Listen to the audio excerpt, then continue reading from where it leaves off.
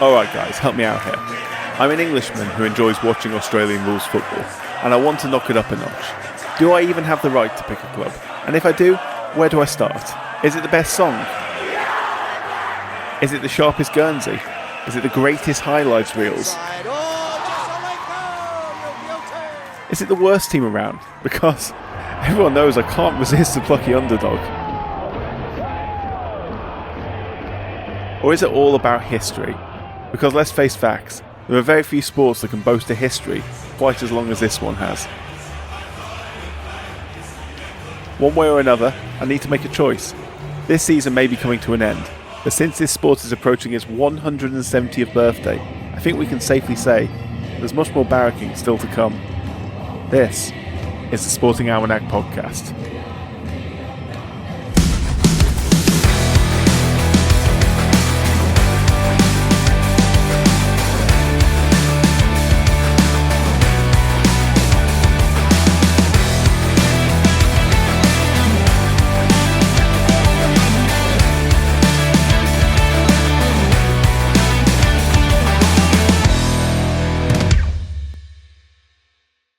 Hello again, Ben. Hello, mate. Been so long. It's been ages. Yeah, barely recognise your face. Back for Aussie Rules in quick succession. Yeah, I'm excited by this one. It definitely won't be the last Aussie Rules episode we do. We're going to treat today as like a bit of a history lesson and a bit of an introduction to it, even though it is just previewing the playoffs, which are ongoing. So it's previewing the grand final, but obviously we're slightly ahead because we've got the Ryder Cup to get in next week. So we've got the preliminary finals and then the grand final ahead of us. So can't tell you who's in the grand final yet, but keep watching and you'll find out. It is one of four. Yeah, one of four. Indeed, including the team you've just told me are your team, Hawthorn. Yeah, Geelong, Hawthorn, Collingwood and Brisbane are the four remaining sides. Nice. Yeah, and I have a friend who I used to work with who's from Melbourne, and she's a big Hawthorn fan. So that's where my allegiances must lie. I'm going to immediately alienate some potential Aussie Rules fans now by saying I get sort of like bad vibes about teams sometimes where I just like, I quickly sort of decide you're a team I don't like and I don't really know why. Like the Patriots in the NFL. Yeah. Which, to be fair, now I'm a Jets fan, actually makes sense, but that was always the case, and some other teams as well. I don't like Collingwood. I can't explain why. There's something about them. One of the oldest teams, successful team as well. Just, yeah. Yeah, well, fuck Collingwood. Something about them. Yeah, fuck Collingwood, exactly. They got again. I'm getting a Manchester United in the 90s vibe about them. Don't know why. Absolutely nothing to base this off whatsoever. But there we are. That's sport. It's just vibes, man. Yeah, it is. Yeah, it's tribal. You just got to go with your gut sometimes. So yeah, fuck Collingwood. Hopefully they get dumped. They're going to win it now. They're playing the holders, aren't they? Aren't the Brisbane Lions the holders? Brisbane, yeah, they are. Yeah. So yeah, well, come on, Brisbane, I guess. Who are also quite a new side, I think. Brisbane. Come on, Hawthorn, surely. Yeah, well, yeah. Naturally playing Geelong. Geelong, sorry. Yeah, that's going to be a reoccurring theme here as well. Us mispronouncing stuff, never. Never. Especially when you're an absolute novice and coming to this sport pretty fresh. I mean, I know of Aussie Rules, but I've never seen a game. I've never watched a game on TV. Have you not? No, I know what it's. I know what it's like. I say I've never watched a game on TV. That's not true. I have dabbled, but I've never watched a full game. I'm a big fan of Australian sport on Sky Sports. Obviously, we get it in the UK because there's no other sport on Saturday mornings. So Saturday and Sunday mornings, 10 a.m, that sort of time, obviously, with the time difference. And Aussie Rules and Rugby League being the two main ones in question. Obviously, Australian Rugby League is very high quality, even compared to Super League, which is pretty good, relatively speaking. But Aussie Rules is my favourite. I really enjoy it. I'm not going to pretend I know all the rules. I'm not going to pretend I know anything other than the research I've done today. But as a spectacle, it's a really good sport, and it has a lot of history behind it. And I mean a lot of history. When I tell you, Ben, this is the oldest code of football in the world. Yeah. Would you believe me? I wouldn't have, but I know that you're going to provide me with the facts that justify that. So let's hear it. So 1863, of course, the Football Association was founded. The Football Association codified the rules, and those were the standard rules, which have been amended up to this day. Obviously, they've changed a lot since 1863, but that was when it was first laid down, and everything since has been an amendment to that.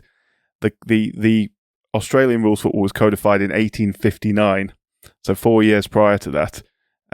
Rugby union maybe could argue to be, but rugby union officially was a bit later, but obviously rugby school, it had a bit more of a narrow window to work with. So obviously it's debatable, but in terms of the officially codified rules, which have just been amended then and further forward, Aussie Rules has it beat. It's an immensely old sport.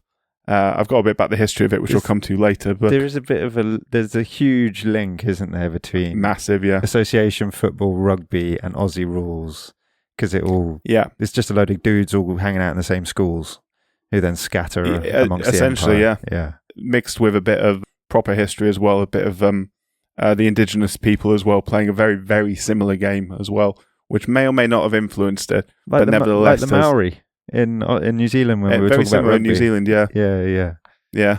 I'll come to that in a second, but I think the first place we need to start, as we have in recent episodes, is with a how-to. So you prepare to indulge me for another how-to Aussie Rules, because I'm fully aware. Obviously, this will be I need a how-to. Painful. I need a how-to. I would say I thought I was ignorant about volleyball, but I think I underestimated my level of ignorance for Aussie Rules. So, come on, educate me. Yeah, so this is probably going to be painful to any Australians listening, so I apologise in advance, but this is an essential because most of our fans are from the United Kingdom, and I'm guessing Ben, obviously I know Ben very well, is sports obsessed. He knows a lot about a lot of sports, and if he doesn't know anything about this, I think we need a how-to. So, how-to Australian rules football. Here we go. Australian rules football, or just footy. Forget soccer, forget rugby. This is its own beast. It's the oldest code of football, and if you believe its biggest barrackers, it takes the best parts of them all and creates something even better. Picture 18 players aside, an oval pitch used for cricket in the summer, and 4 goalposts at each end. Kick the ball cleanly through the middle 2 and it's 6 points. Through the outer 2, it's 1 point. Easy. You move the ball by kicking, handballing, that's punching the ball from your fist, or running. But if you run more than 50 metres, you've got to bounce it like a basketball. There's no offsides either, so players all over the pitch. It's chaotic, but it's structured chaos. In defence, you tackle, but only between the shoulders and the knees. If you do it right, you win a holding the ball free kick. If you do it wrong, then the whistle can go the other way. Catch a kick that's travelled more than 15 metres, and that's a mark. Means you can stop, line up a goal if you're close enough. Matches, 4 quarters, 20 minutes each, plus time on. The clock stops whenever play stops. High scoring, high flying, and nothing looks better than a specky. That's when some absolute lunatic uses another man's shoulders as a springboard to mark the ball. It is spectacular. Tactics, spread wide, run hard, use the open spaces. Midfielders do the marathon mileage, rucks leap at centre bouncers like giraffes on trampolines, forwards are sharpshooters, defenders are spoilers, and every player better know how to tackle and scrap because the ball never stops moving. The competition, that's the AFL, Australian Football League. 23 matches plus finals, 18 clubs spread across Australia with fierce rivalries all throughout. Collingwood versus Carlton, West Coast versus Freo, Adelaide versus Port. Grand final day is at the MCG, and it's a national holiday in everything but law. 100,000 fans packed in, millions more on TV, and one club lifting the Premiership Cup after a season of sheer madness. It's fast, physical, non-stop. It's not soccer, not rugby, it's Aussie Rules. Big ground, big hits, bigger marks, and some of the fittest athletes on the planet running themselves into the ground until one team gets the Premiership flag at the G, and then it's cold ones all round. That's how you Australian rules football. It's giving me Gaelic football vibes, some of that. It's very similar, yeah. That is very interesting. Yeah, we mentioned this in the episode. There's obviously matches played with hybrid rules between teams from the two codes. There's a lot of similarities between them. As we said, this is a little more edging towards the rugby side, whereas Gaelic football is probably a little more edging towards the association football side. But yeah, it is a really good sport to watch, and I hope that in some way has helped any Brits who didn't know about this game. Well, it's definitely made it a bit more accessible for me. Yeah, I mean, I've seen like, you know, it's a very physical sport. You got to be tough to play it. I know that much. Indeed. Yeah, and as I mentioned, there's a lot of indigenous people. It's a very popular sport amongst indigenous people or people of indigenous backgrounds in Australia. I've got a history of Australia. Is there a reason for that? Yeah, I can tell you. Yeah. Well, let's go because that is quite fascinating because that's not always the case for Victorian established sports. You know what? I think there's another thing really lacking with the British education system or British people generally. It's the understanding of anything about Australia other than the sort of colloquialisms that you can imagine in terms of Australian history. So don't know what you're talking we about. know they're convicts. That's the limit to our knowledge, and I'm not using that as an insult to you guys. I'm using it as an insult to us. That's basically all we know. So, well, they shouldn't have committed crimes, and they wouldn't have been consigned to history, would they? But a tiny part of the population arose from those people deported. But they were the first colony. Of course, yeah. So humans have lived on the Australian continent for 50,000 years, at least 50,000 years, possibly more. Surviving huge climate changes over tens of thousands of years. They formed a largely egalitarian, semi-nomadic society with a cooperative authority and power system shared mostly amongst elders, which is a lot better than we did in Europe, to be fair. They developed unique art and culture and ceremony, laws and structure within their society, and they also engaged in sport and games. One of the games they engaged in was called Mon Grook. In the Woiwurrung language of the Kulin people, this literally means ball game. And it involved punt kicking the ball as high as possible and leaping to catch it. So obviously very comparable skills involved to Aussie rules. The winners at the end of the game, it wasn't a point system or a goal system or anything like that. It was decided in agreement between the two teams who did best at the end. Who kicked the ball highest and who made the most spectacular catches. It all sounds very polite, really, compared to how we do sport in the West. So yeah, I'm all for that. Yeah. So historians do disagree actually about how big a contribution this actually made to the game, to the development of Australian rules football, although obviously there is a lot of clear similarities, very, very stark similarities. And the one thing, as I mentioned, it did create was an important cultural connection between the sport and Indigenous Australians, amongst who the sport remains immensely popular. Rugby league is popular as well amongst Indigenous Australians, more so than rugby union. Rugby union was always more closely associated with the Crown and with the Europeans than Australian rules and rugby league. So yeah, it's a very popular sport. It's very amongst Indigenous people. That's very similar to what we were talking about with the Maori in New Zealand and the sport that the Maori played before rugby union landed, isn't it? Yeah, it's like... I'm trying to remember the name of it now. Kio Rahi. That's it. Yeah. Obviously being mispronounced, but similar. Yeah, I'll apologise in advance for all my mispronunciations, of which I'm sure I've already done many. But it's not so much important that it may have had a contributing factor, but the important thing is it creates that sort of link between this is a sport that we find familiar and can engage in. It's not being imposed on anybody. It's like an adaptation of a game they already play. Yeah. Or a variation. It's obviously not... Yeah, it's not to say there was always the best inclusivity within the sport in the early days and the allowance of everyone to take part. That certainly wasn't the case, but certainly nowadays it is. And it's a huge part of the game now, isn't it? There's like a day dedicated to it where all the teams wear kit. Maybe 2 weekends, and they use their traditional names for the places they're from instead of being. I don't know off the top of my head what they are, but instead of being Fremantle, it'll be whatever the traditional name for the area is. Yeah, it's round 9 of the regular season. The Sir Doug Nicholas round used to be called the Indigenous round, and everybody wears a specially commissioned artwork on their kits, which is nice. Produced by Indigenous artists. And then, as you said, sometimes teams rebrand with their Indigenous names for the duration of the round. So yeah, that's a pretty cool thing. But yeah, sorry, I'm taking us off on tangents. They're good tangents. All I'm going to start talking about is more history, so tangents are always welcome. So anyway, the first Europeans to reach Australia did so in 1606, and it was the Dutch originally. The ship Duifken, captained by Willem Janszoon, making the first documented landing in 1606. The Dutch made many more exploratory voyages over the next 100 years or so, but it was the late 1700s before a colony was formed. When a proposal was made from Britain to form a colony of banished convicts, essentially in what is now New South Wales. So Britain had been transporting its convicts to the New World, to America, up until the end of the 18th century. And I'm sure you can imagine why we couldn't do it from, say, 1776 onwards. Because we got our asses handed to us. Yeah, that's the one. So we had to find an alternative at that point. Not just an alternative in terms of where to send our prisoners, but we needed more land. We needed more trading routes. Now that one had been not closed off to us, but we definitely needed more land, because the one thing the British didn't have enough of back in the day is land. You can never paint too much of the map pink, Ben.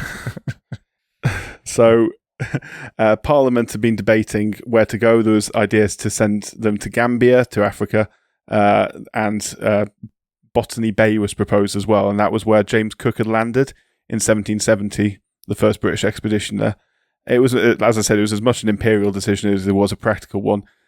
Firstly, to get rid of prisoners, but also to make sure there was trading routes and, prospecting in case there was gold or whatever there was there. And there did turn out to be a lot of gold in Australia. Yeah, still is. So in either case, a colony was established in 1788 with over 1,000 settlers, including 778 convicted criminals, as mentioned, and that grew into the city of Sydney. So Sydney is built around Botany Bay nowadays, and that was for the first 30 or 40 years or so of Australia's history. The vast majority of the population lived within 100 kilometres of Sydney. It was only in the 1830s where there was an expansion to other areas, one of those areas being Melbourne and Geelong, which were established in the 1830s around Port Phillip Bay in what became the colony of Victoria. So that's where the state name came from then, I guess. Yes, indeed. These new cities suffered an economic slump after the gold rush in New South Wales drew a lot of the people away from them. So the state government offered a reward to anyone who could find gold within 200 miles of Melbourne, and a man named James Esmond did so in June 1851. And this sparked a gold rush on Victoria, causing a sharp growth in the state's population and wealth. Little did they know that there's just fucking gold everywhere. And yeah, they just need to do some mapping. But at this point, Victoria accounted for 1/3 of the entire world's gold production. So a lot of wealth coming into Victoria. And that meant a lot of people coming into Victoria, and a lot of people coming in from the motherland, from England, from the English public school systems, rich men wanting to become even richer, or young men trying to forge ahead themselves, including coming over to Australia. Including a bloke that went to rugby school. There was a bloke, but actually he was born in Australia, but he did then go to rugby school. I shall come to him momentarily. But first I should point out that these people who came over from British schools brought a sport with them, very close to their hearts, the most popular sport in the world at the time. That sport, of course, being cricket. Well, that was a fucking own goal, wasn't it? Yeah, shot ourselves in the foot there. Giving them cricket. Jesus. Yeah. As someone who became a cricket fan around the turn of this century and had to endure the 2001 Ashes, thanks for that, guys. Great job. 2005 was better, at least. Indeed, and 11. Oh, 11 was so good. Sprinkler, baby. We'll come to that. Anyway, cricket was obviously very much a summer sport, with a long off-season and, at the time, not many sporting alternatives for aspirational cricketers to try and keep in shape over the winter. Not that cricketers need to be in that fine a shape, but, it's always best if you want to reach the top of the level. One of those men who was concerned about this problem was a chap called Thomas Wentworth Wills, who, as I mentioned, was Australian-born, but he was educated in England at rugby school, as you correctly mentioned, where he both captained the cricket team and he also excelled at rugby football. So he believed a football club should be formed in order to keep himself and his teammates fit in Melbourne during the winter months. In the late 1850s, there was no widely accepted standardised code of football anywhere in the world. The closest was the 1848 Cambridge Rules, but football was still played very, very differently at the different English public schools, and there was no real standardisation. So in 1858 and 1859, the Melbourne and Geelong football clubs were founded, two of the oldest football clubs in the world, bearing in mind that Sheffield FC was founded in 1857, and that's the oldest association football club in the world. These two teams were founded in 1858 and 1859. It is an immensely old sport. Yeah, just as old, basically. Just the same time. Yeah. What's a year amongst friends? Indeed, yeah, especially when it takes probably about a year to get to Australia at the time. Yeah, that's true, actually. It's not that they were getting news, Sheffield Football Club has been founded, we best do something similar. Yeah, that's a very good point, actually. It would literally take a month to get there, right? Yeah. So there was still no standardised rules, as I said. So in 1859, a committee was founded that compromised on the rules of several English schools, most notably Winchester, Harrow and Rugby schools, to create a sport that was largely a hybrid between rugby football, as mentioned, where running with the ball in hand was allowed, and the other schools which were more akin to modern association football, with less emphasis on running with the ball in hand, or no emphasis. You could use your hands a lot of the time, but it was only to stop the ball, at which point you had to dribble with it on the floor. So the compromise was made where running with the ball was allowed, but only so far as to kick it or dispose of it in some other way. So the purpose wasn't to run with the ball all the way through, it was to run until you had space to get a kick off, essentially.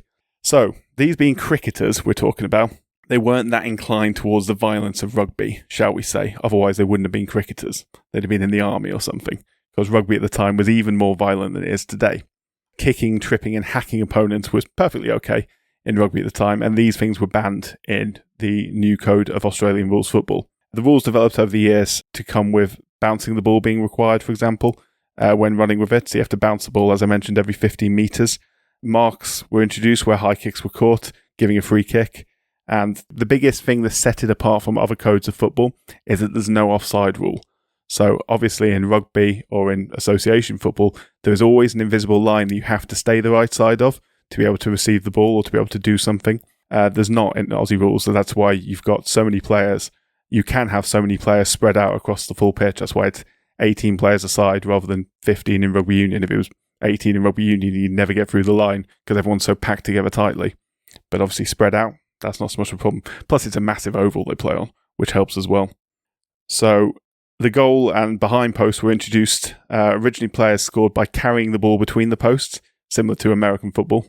But this was changed to kicking it through in 1874. The game used a kick-off originally similar to other codes of football, but this was replaced by the bounce. I don't know if you've seen this, how they start games and how they do line-outs essentially, or throw-ins from the side of the pitch in the game. It's the referees who do it, and it's completely bonkers.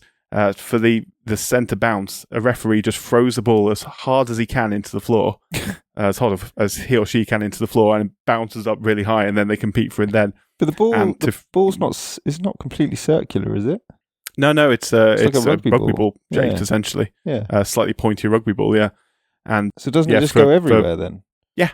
Oh, right. I'm sure there's a technique to it. I'm sure they practice it. I'm sure they bounce it in a certain way where it goes, doesn't bounce straight back in their face for a start. Yeah. Although I imagine that happens from time to time. But yeah, and then from the sidelines, getting the ball back in play, they turn away from play and they just throw it over their heads.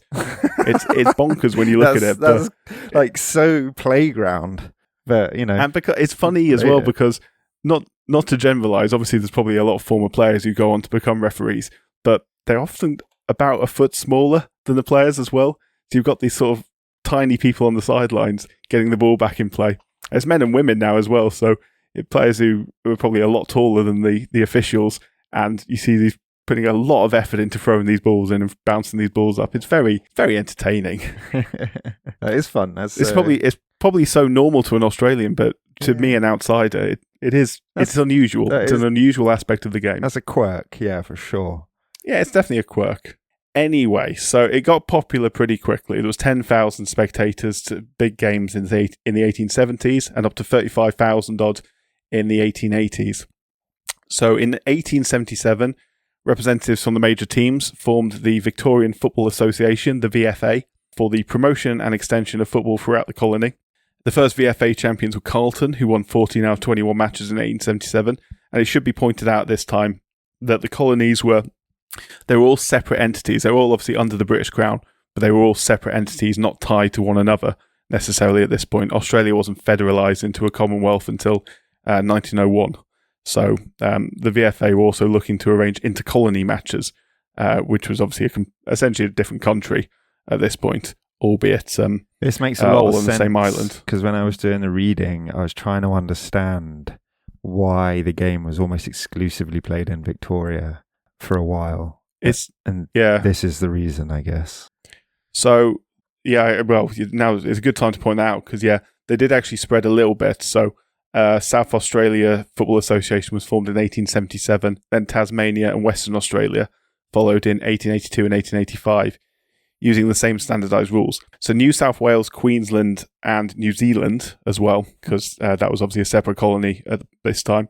They were harder nuts to crack, and can you guess why they were harder nuts to crack at this point? Rugby. Rugby. Yeah. Because they were already playing rugby union by this point in those countries. But New South Wales and Queensland are both obsessed with rugby. It's just rugby league nowadays. Yeah. Obviously, the State of Origin matches, which is the single best rugby league match on the planet, better than any international match you'll ever see. And proper violence as well. But we're not here to talk about rugby league. That's in a few weeks' time. There will be a chance, and we're going to be talking about Shoulder Charges Deluxe. It's an absolutely animalistic game. But yeah, sorry, go on. Anyway, so yeah, another factor which was involved was Australia's a massive place. There was a massive distance between these colonies, and obviously this was an age before any sort of fast transport. I mean, trains were obviously being built, but even then it's such a vast distance that any realistic chance of regular intercolony matches or any sort of Australia-wide competition was decades away. It was 1982, in fact, before any team from outside Victoria joined the premier competition, essentially, the VFL, as it became. And the VFL was founded in 1896, and it was founded for similar reasons to other leagues' breakaways that we've talked about before. Can you guess what that is, Ben? Money. All about the moolah, all about those dollars or pounds, I think it was actually at the time still. Still sterling. Yeah, it would have been for quite a long time. So it was founded by the 8 leading clubs of the VFA in 1896. Melbourne, Essendon, Geelong, Collingwood, South Melbourne, Fitzroy, Charlton and St Kilda. As I mentioned, the primary reason for founding was, like so many times before, heavily influenced by greed. There had been a depression in Australia in the 1890s, causing a drop in attendances and thus revenue, obviously. Can I mention... The VFA had proposed... Because you said about St Kilda. Yeah. They're really shit. Hilariously bad. Yeah. I'm about to get to that. I've got a whole bit here talking about how I can empathise with St Kilda. You'll appreciate this, actually. They do not win. The very first season of the VFL was played over 14 rounds, 8 teams over 14 rounds playing each other home and away. And the top 4 who reached the final series were Geelong, Essendon, Melbourne and Collingwood. And St Kilda were the first winners of the Wooden Spoon, having picked up 0 points with 14 defeats from 14 games. An inauspicious start for a team that hasn't had all that much success since. They've only ever won 1 premiership title in 1966. Yeah. So I was just saying, in terms of emphasising... 126 editions. If you can imagine anyone who can emphasise with someone who's been in a sport since the very beginning but has only ever won it once in 1966, it's us Englishmen. Yeah. I literally put in my notes that resonates with the English football fan, because there's 59 years barren run and only 1 win in 126 attempts. Yeah, but probably should be a St Kilda fan, season, all things considered. I mean, until I read this, I was Freo all the way, but now I don't know. I need to pick a team before next season. Yeah, I do like we inflict it on ourselves, hiding to nothing. I'm a Jets fan. I'm a Colorado Rockies fan. It makes sense to be a St Kilda fan. Yeah, that's the next logical step. Anyway, right from the beginning, there was a final series built into it. I won't get into the details of how the final series have run since. Obviously, we're into the final series now, so it makes sense to mention it. But it was built in right from the beginning, the idea that you'd have this playoffs essentially at the end of it, because fans love it. Concentrate to see the interest right at the end of the season. So the scoring system at this point was established: 6 points for a goal, 1 for a behind. Should point out as well, just a nuance to the rules: if it touches a player or hits the post on the way through, like clipping the inside the post, even if it goes through the goal, then it's still a behind. It has to go cleanly through the goal to count as a goal. No post. So any touch So if a defensive player is under pressure with their sort of back facing the goal and not wanting to turn into danger, they'll just kick it up, bash it through the goal, and it'll be a behind. So they only concede 1 point rather than risking conceding 6 in that case. A bit like a touchback. As a get out of jail. Yeah. Well, a bit like a safety, I guess, in American football. Yes, a safety. As it is better in that situation to take 2 points rather than risk 7. Yeah. Sorry, I was getting the 2 muddled. A touchback is when you kneel in your area, don't you? So you don't have to bring it out. But a safety is when you're tackled in your in goal. Yeah. So the numbers in the league remain pretty steady. There was a bit of expansion when it stole a few VFA teams in the 1920s. That was Hawthorn, Footscray and North Melbourne, which cemented the VFL's place as the Premier League in the country. Further expansion didn't really follow until the 1980s, and you won't like this, Ben. This was when South Melbourne, who'd been struggling financially, upped and moved out of state to become the Sydney Swans. So they were the first team to play in the VFL from outside of Victoria when they moved to Sydney. Despite predictably massive fan protests, no one liked it, but it happened. That's sport, unfortunately. They're still around. Yeah, Fuck them. we hate them too. Yeah. Yeah.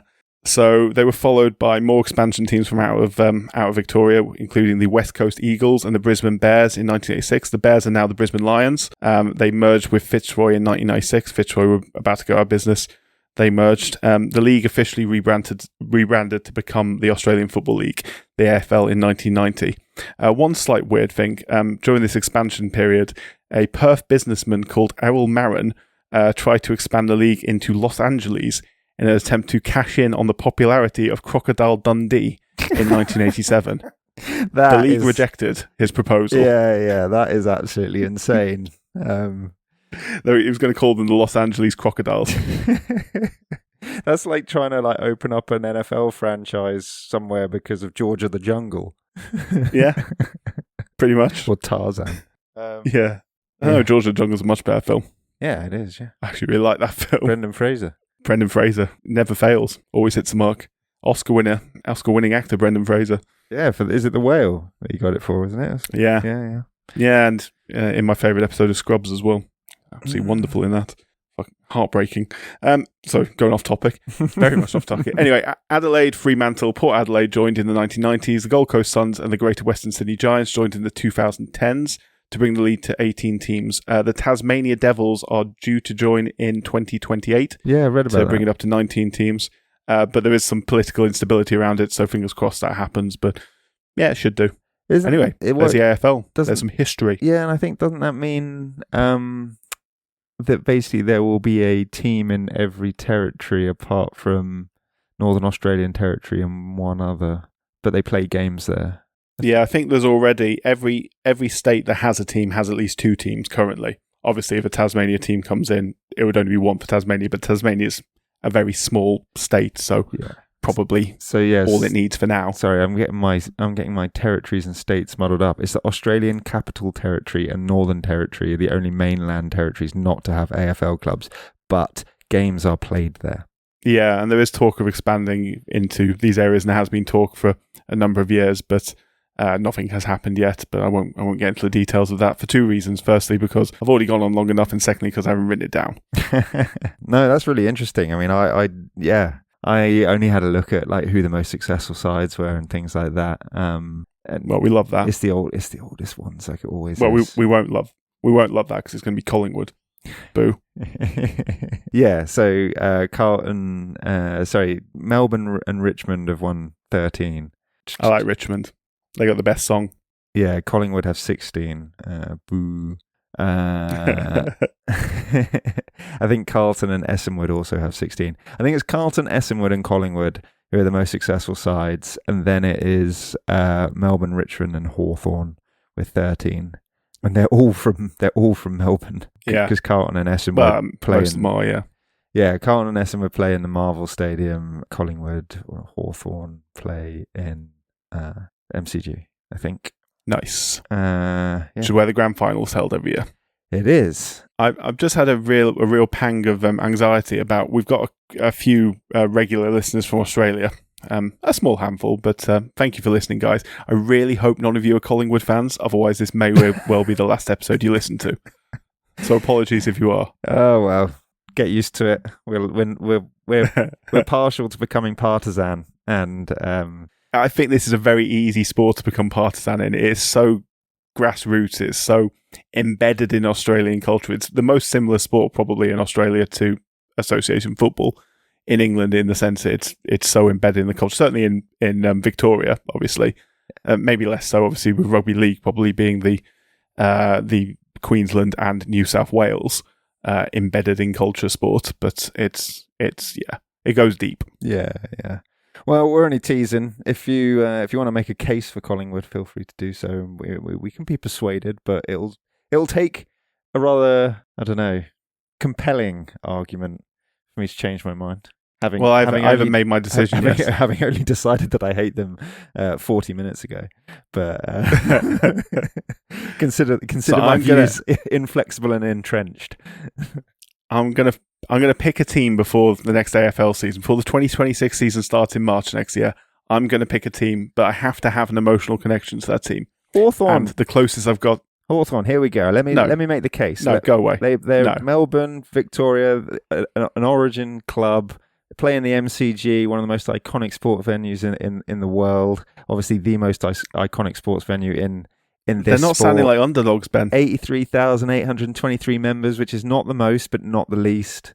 Formed in 1902, made their debut in 1925. They've played 100 league seasons, winning 13 titles. Last coming in 2015, so we don't win all the time, but we're always in the mix. So, you don't have to worry about being that guy that always wins and is a glory hunter, but there's always a carrot dangled there. And you don't have to be a St Kilda fan and just suck up defeat every year. Look, I'll be honest.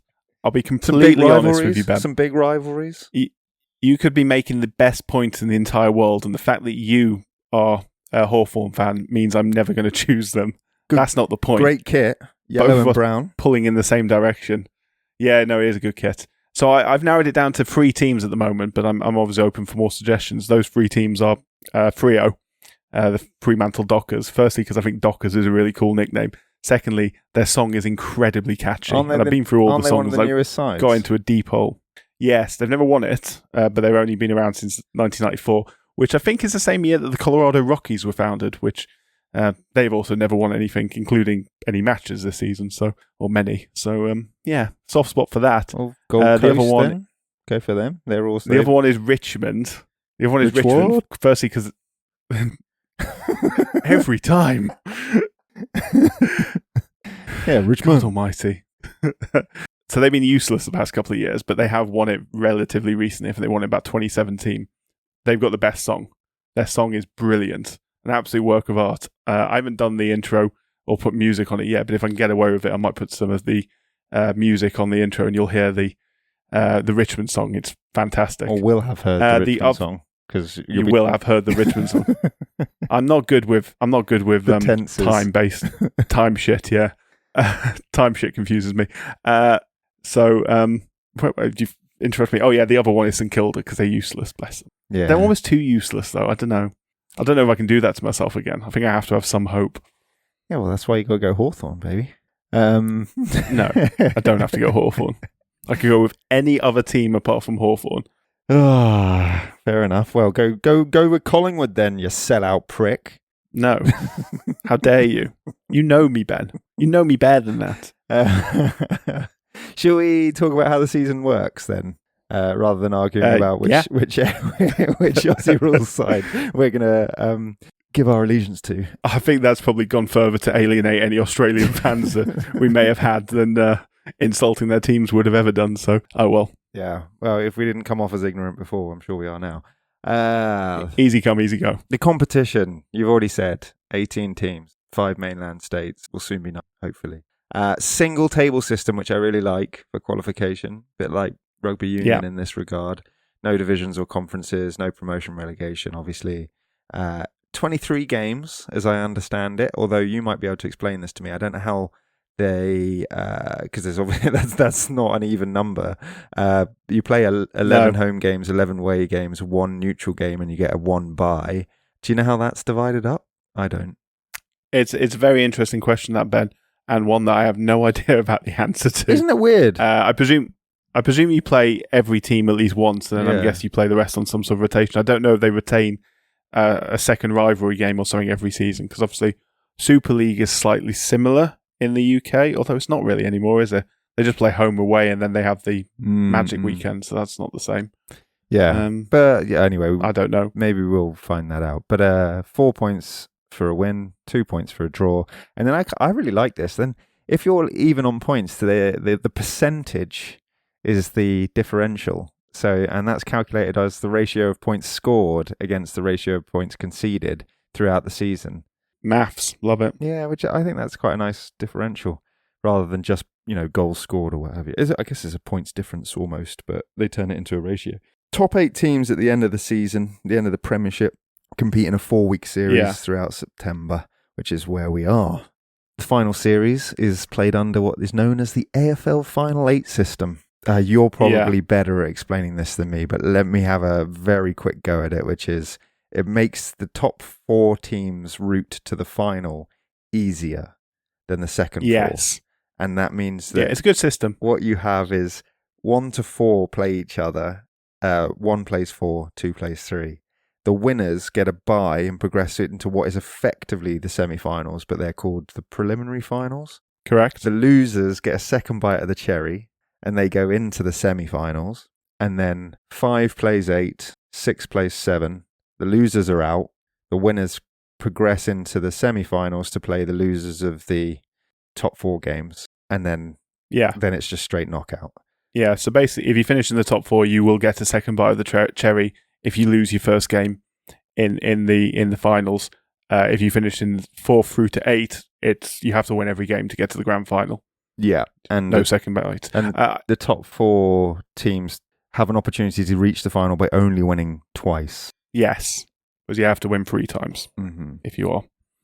Hawthorn, not good enough to finish in the top 4. Sneaked in, mate. They're 8. doing it the hard way. Yeah, and then just ploughing their way through to the grand final, which is what's going to happen this coming weekend, surely.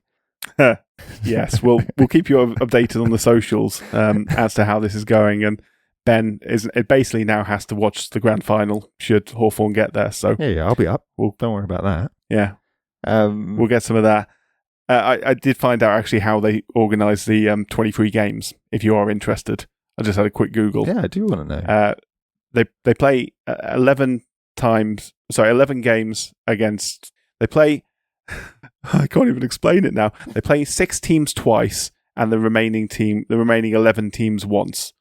Right. So that ends up with 23 games. And the way they organise the second round of 6 games, as in who the 6 teams will be playing twice are, is if you come in they basically split it up into 3 groups of 6, football. And you play slightly more games, not like during the season, but at the beginning of the season based on last year's standings. So similar to the NFL, you'll play slightly more games against the teams in your group of 6 to sort of slightly balance the season. And also it's mutually beneficial because you'll end up with a higher likelihood chance of 2 teams in the top 6, 2 big teams basically playing each other. Yeah. Whereas you'll leave your St Kildas to play against your Richmonds at the bottom. Every game is competitive, effectively. I don't actually know where St Kilda came last season, but I'm just using them as my benchmark for average right now. I'll tell you. Where did St Kilda come? They came 12th. Oh, fair enough. They made it into the middle 6 then. Yeah, they had a losing record. They won 9, lost 14. But to be fair, everyone from 11th down had a losing record. Yeah. Which makes sense, because that's about the middle of the league. It is yeah. 9th is... Give or take. 9th is between 9th and 10th, right? Indeed. Anyway, so that playoff system, the final system that you just described, has gone through a lot of changes in its time. And I'm not going to go too much into those changes because some of it gives me a bloody headache. Like the way they used to do it before like 2000, the 90s particularly, was mad. Like you'd have a system where the top 8 would get into the playoffs, but first would play 8th, second would play 7th, and so on. And then you'd get this sort of bye through to the preliminary semi-finals, or having to play the second game based on who won their games and how high a ranked you were of the teams who won the games. And it just, I can't, it makes my head hurt, so I'm not going to explain it. And it was even more common. There was a 6-team system before that. Who cares? Yeah, there's a 6-team system before that, makes my head hurt. They had a 5-team system, which makes sense. It was basically the same as it is now, except for first team missed the entire first round and then comes in for what would be the current system. So you basically just add a round to the beginning. Nice. So that's fine. And there was a 4-team system, which is just half of what it is now. So that's fine too. Well, regardless, there's a 6-team system in between. Regardless of the really system, massively makes my head hurt. It doesn't fucking matter because it doesn't apply anymore. I know, but it's a sports history podcast, Ben. I've got to talk about the history. I already have spent half the episode talking about the history. I talked about the history of Australia going back 50,000 years. Okay, I'm going to shut up now. No more history today. There's always space for history. I'm just saying if you get to the final, what are you playing for? Yes. Do you know? The flag. Well, yeah, you're playing for the flag for sure. You're playing for the Premiership Cup, the navy blue Premiership flag, and the perpetual E.L. Wilson Shield. Nice. The flag's been presented since the league began. Traditionally, it is unfurled at the team's first home game of the following season, and they manufacture a new one every year for the winner, which is fitting. Makes sense. Very American, if I don't mind saying so. A little bit. I find Australia to be a bit of a hybrid between our conservative traditionalism in the United Kingdom and their over-the-top corporate mentalism in America. Yeah. Australia finds a nice middle ground, I think, generally speaking. Yeah, okay. Well, I'm not criticising the tradition. I think it's a good one. The Wilson Shield, named after Edwin Lionel Wilson, was first awarded after the 1929 Premiership. And then the Premiership Cup was introduced in 1959 and is manufactured annually by Cash International at their metalworks in Frankston, Victoria, because I love a little plug for whoever makes the trophies. What material are we talking? Silver? Oh, I don't know. Sterling? That's a good question. Let me find that out for you.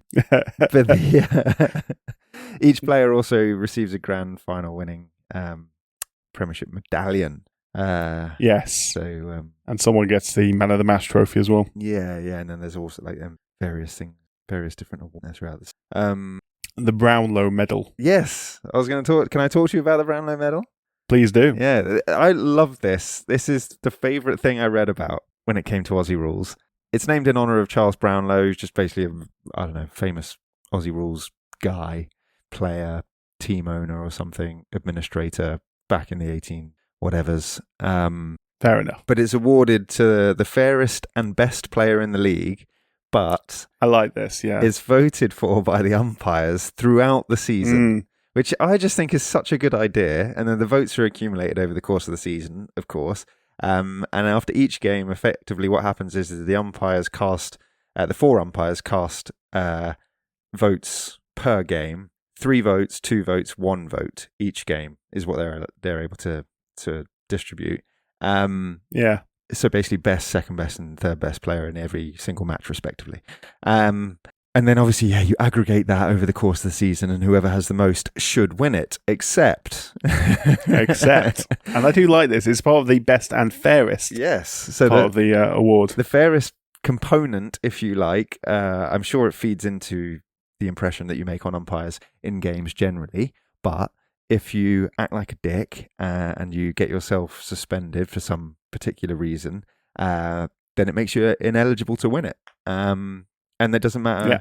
It doesn't matter. That only counts for the regular season, the home and away aspect of the season, the ladder, the table part. If you get suspended in the finals, so like the knockouts, it doesn't matter. And also, if you carry over a suspension from a previous season into the start of the next year, that doesn't render you ineligible. It's only if you do something dumb in the season. It's the most prestigious award you can win. It's obviously an emphasis on sportsmanship and fair play, which is really cool. And there have been 3 occasions where the person who has received the most votes has been ineligible. Those guys are, and I'm gonna lead into something I know you want to talk about here. In 1996, Corey McKernan, he received the same number of votes as joint winners James Hird and Michael Voss. Except McKernan had been banned during the season for kneeing someone. He ended up winning AFL Players MVP anyway, which is not subject to eligibility criteria, so it wasn't all doom and gloom for him. But he wasn't able to win the Brownlow Medal. And then in 97, the following year, Chris Grant, he actually polled highest. He got more than Robert Harvey, who ended up winning it. Grant was suspended for striking someone earlier in the season. And then more recently, in 2012, Jobe Watson originally declared the winner by polling 4 more than the runners-up Trent Cotchin and Sam Mitchell. However, in November 2016, 4 years after the fact, he was retrospectively deemed ineligible. And why was that, Jack? It's because he was an Essendon player, I imagine, Ben. He was. Funnily enough, you've just actually mentioned the name of someone else involved in this. One James Hird, who was, as you say, the joint Brownlow medal winner in '96 for Essendon. He later, in 2010, 2011, so the club had had a few poor seasons. This is Essendon, of course. The club had had a few poor seasons. They decided to go for a reboot. They appointed James Hird as their senior coach. He's a club legend, 15 years at the club. Obviously, as I say, Brownlow medal winner and a Hall of Fame inductee as well. He's appointed as the senior coach. They also appoint a man named Dean Robinson as a head of high performance. He becomes sort of like the internal driver of an expanded sort of supplement and sports science program, which will give you a clue where this story is going. Yeah, let's go. Lean into it. Because he, as a contractor, an external sports scientist called Stephen Dank, began working with Essendon through Robinson. And the program they came up with rapidly broadened from just being a sort of standard recovery and conditioning program into routine injections, bespoke peptide mixers, and experimental therapies administered at the club's medical and training environment. So between 2011 and 2012, record keeping on this was really inconsistent and fragmented. Really bad administration logs kept, vile labels consistently being wrong, consent forms are really poorly completed. Everything you can imagine you need to do a program like this and keep it above board just wasn't happening. So like medical oversight was dispersed between multiple club doctors with no one really having any clue what was going on. Several players as well say they didn't fully understand what they were being given. Sure. I'm sure they didn't have a clue. And I'm sure I'm sure it was just an administrative cock-up. Like, no one had a clue, mate. To be fair, always what happens. No one has any idea, and it's just incompetence. To be fair, and I will jump to the defence of many within Essendon for this, because it came to light because their club doctor, a man named Dr. Bruce Reed, and some of his medical staff escalated internal concerns about governance and the clinical safety of the programme to the club management, who self-reported themselves to the league for investigation. So I'll give them a bit of credit for that. Essentially, from late 2012, rumours and whispers began in the AFL about these supplements being used at Essendon. Media and rival clubs obviously started informal inquiries, investigations, investigative journalism, whatever it might be. The club remained defensive at that point, but as I say, in February of 2013, they referred themselves to ASADA, which is the Australian Anti-Doping Association. Is it association? I keep thinking organisation at the end, but it must be association. Yeah. Agency. It'll be agency, won't it? Yeah. Yeah, and the AFL. So they referred themselves to ASADA and the AFL.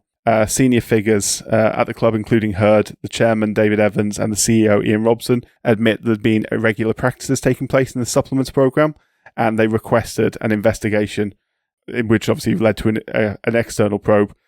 So a joint investigation was opened between ASADA and the AFL. Investigators seized medical records, they interviewed staff and players, began mapping all the logs and information, anything they could find, and it was all terribly organised, of course. Between April and June 2013, they identified evidence consistent with the use or attempted use of peptides such as thymosin beta-4 through documentary fragments, product lists, witness accounts. They raised the prospect of banned substances essentially being administered.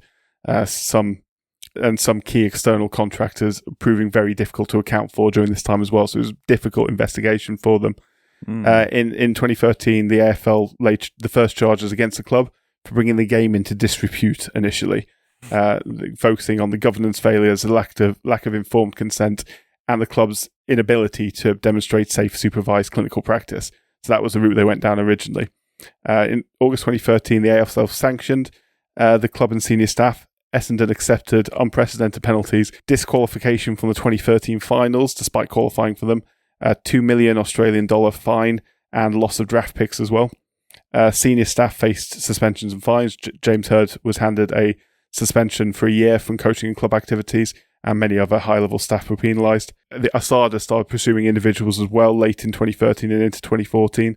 Eventually, a AFL anti-doping tribunal found 34 players that were charged not guilty. The tribunal concluded the evidence did not meet the required standard to show the players had been administered a banned substance, emphasising evidentiary gaps and reasonable doubt about specific administrations. WADA then lodged appeal to the Court of Arbitration for Sport about that decision, arguing that the tribunal applied an incorrect standard and that on the balance of probabilities in the anti-doping proceedings, the available evidence established that administration had taken place.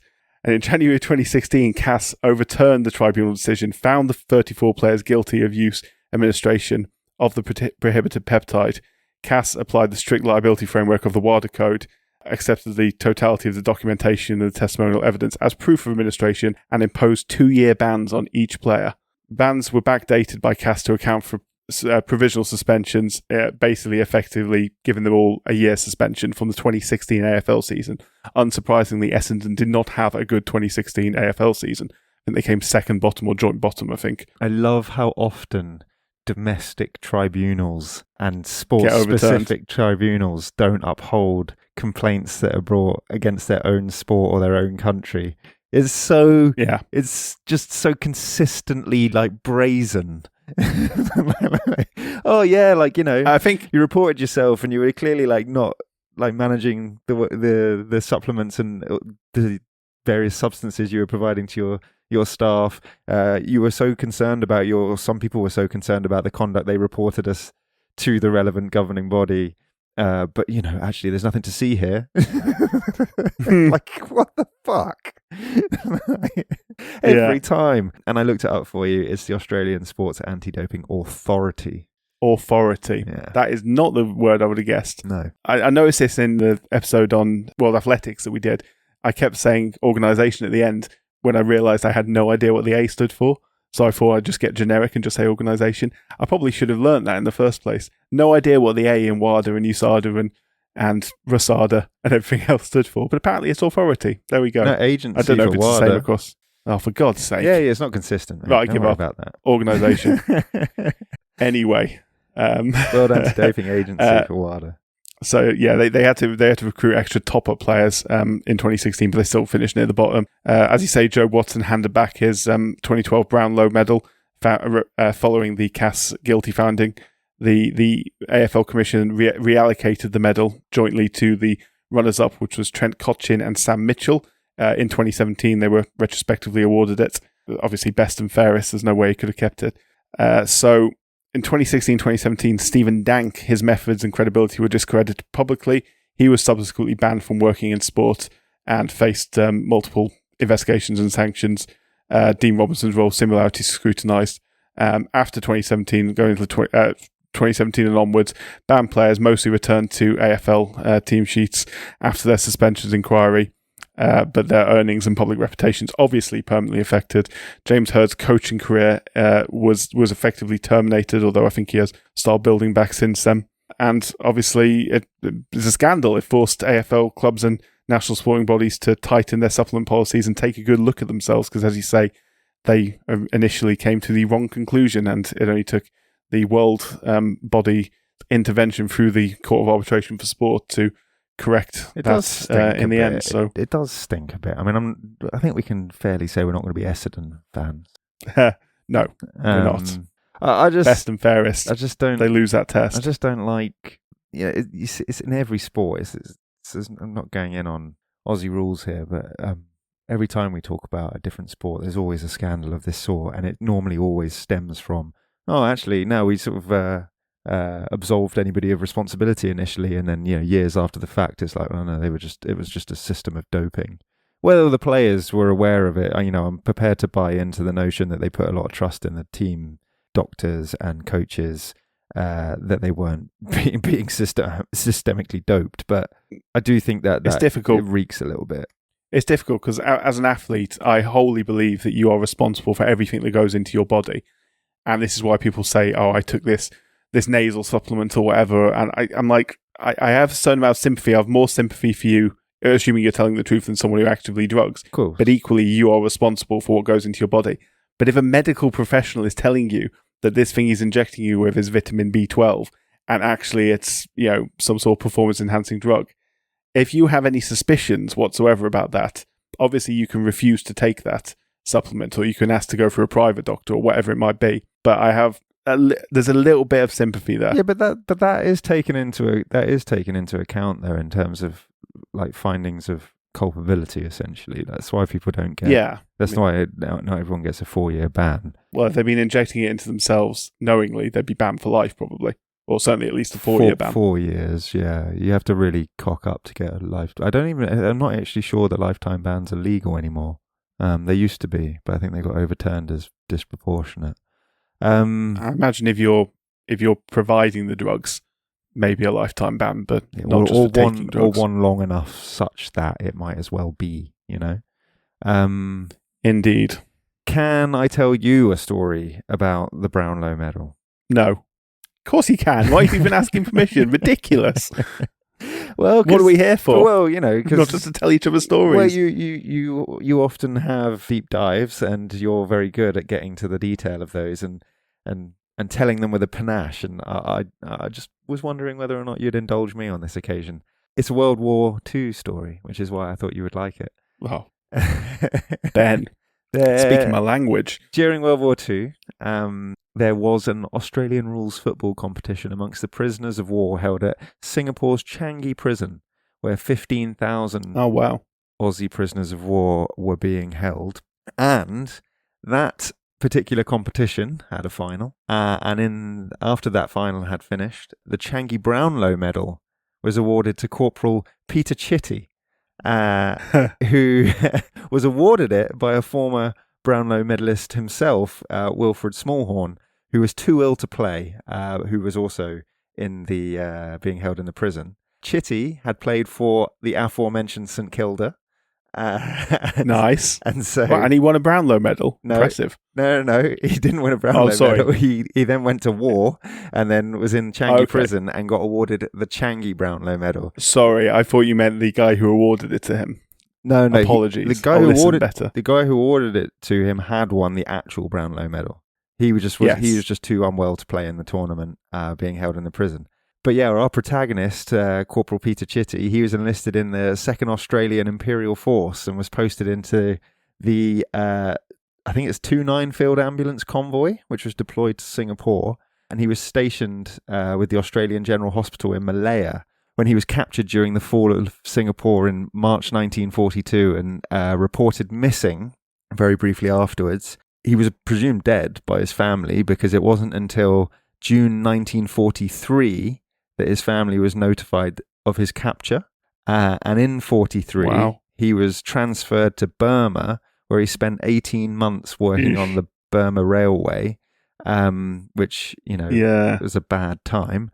And during his time there, he carried a fellow soldier who was dying of malaria more than 200 kilometres along the railway, which basically for his involvement in that, he was awarded the British Empire Medal because obviously he tried to save his life. I actually don't know if he did save his life, but it doesn't really matter. He tried damn bloody hard because that's 120 miles for those who prefer miles over kilometres. And Chitty, this is where the story gets even like more remarkable and is why it's all linked back into Aussie Rules. So he had he had other brothers, but he had 3 other brothers in particular, Arthur, Ronald and Philip, who were also enlisted in the army, who all served in the North African campaign.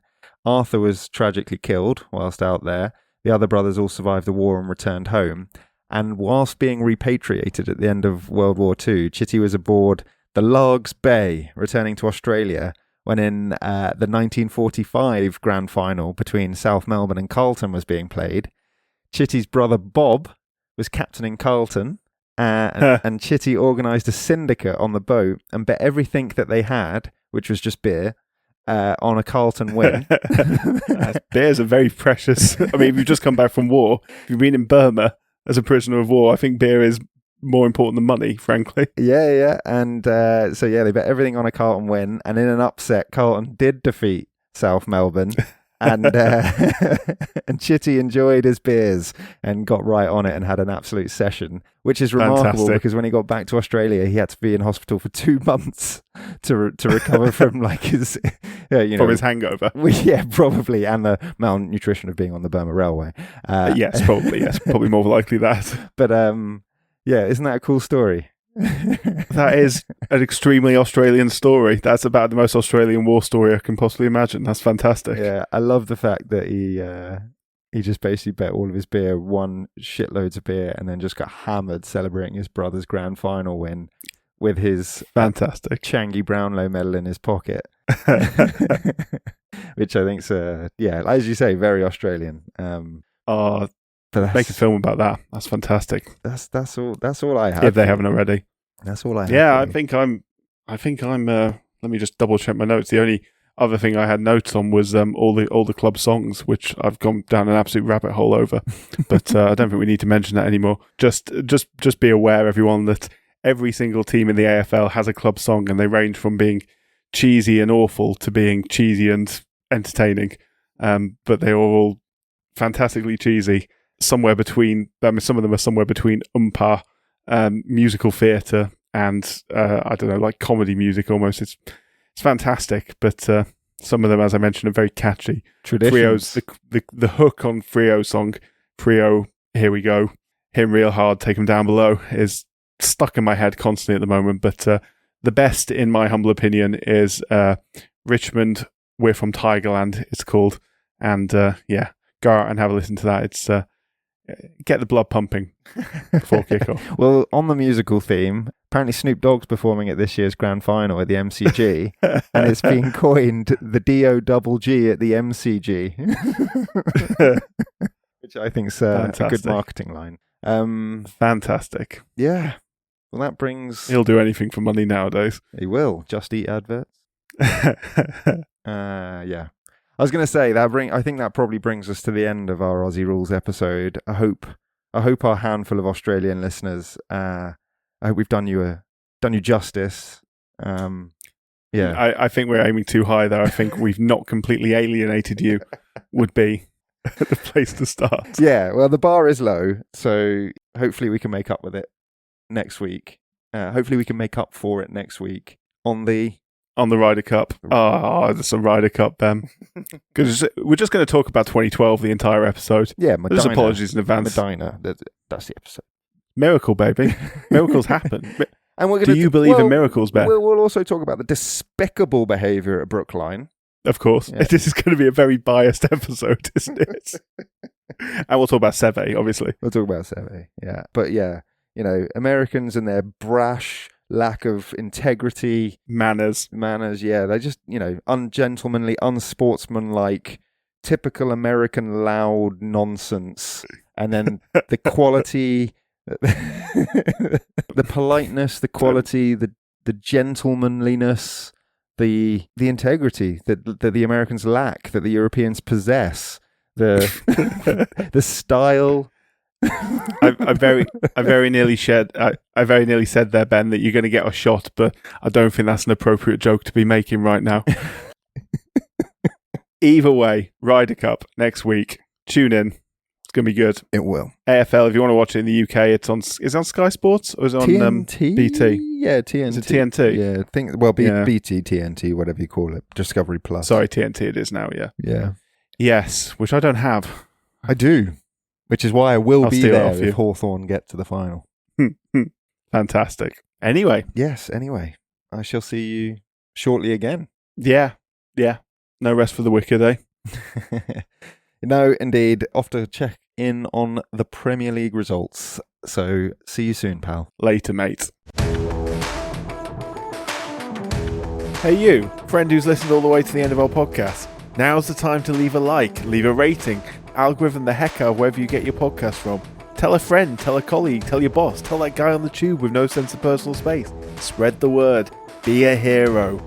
Our theme tune is Oh Yeah by Harmonia Productions. You can find us on Instagram and Blue Sky at The Sporting Almanac, or drop us an email at thesportingalmanacpodcast@gmail.com. Next up, it's the Ryder Cup. Until then, even if you're a long-suffering St Kilda fan, remember, sport is nothing without the history that makes it. When your day finally comes, you'll know that better than anyone. Goodbye.